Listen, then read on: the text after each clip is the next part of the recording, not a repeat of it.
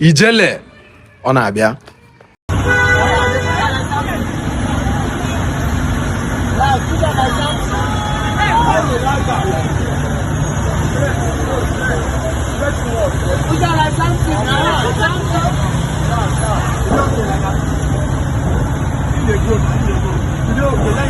Right now at Onu Asata Roundabout, we are witnessing the installation of a magnificent Ijele Masquerade monument.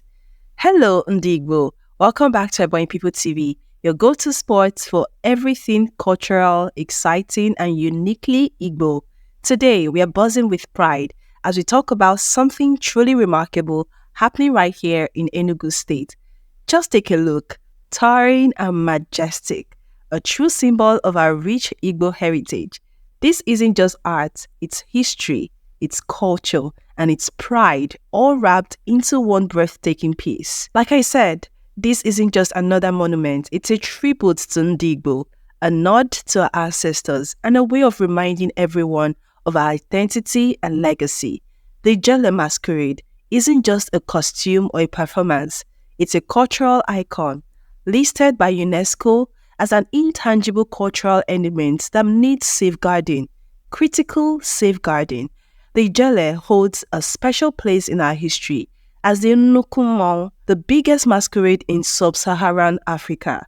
The Ijele originally comes from Aguleri and Umuleri in Anambra State and is divided into two main parts, the upper section and the lower section, separated by a symbolic python or a K. It's a majestic display of 45 figurines on top, each one representing other masquerades and symbolizing the entire Igbo masquerade tradition. Ijele is so revered that traditionally it performs alone.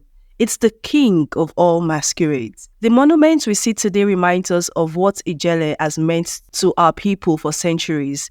Did you know that in the olden days, the Ijele was believed to have the power to drive away Christian missionaries who posed a threat to Igbo beliefs and traditions? It was a force of resistance and celebration, a reminder of our greatness, of our pride, and of our resilience as Igbo. Ijele isn't just about the dance or the spectacle, it's about celebrating royalty and leadership. At 12 to 15 feet tall, it's a towering symbol of Igbo greatness, showing the world that our culture is something to be celebrated and cherished. But there is an important conversation we need to have here.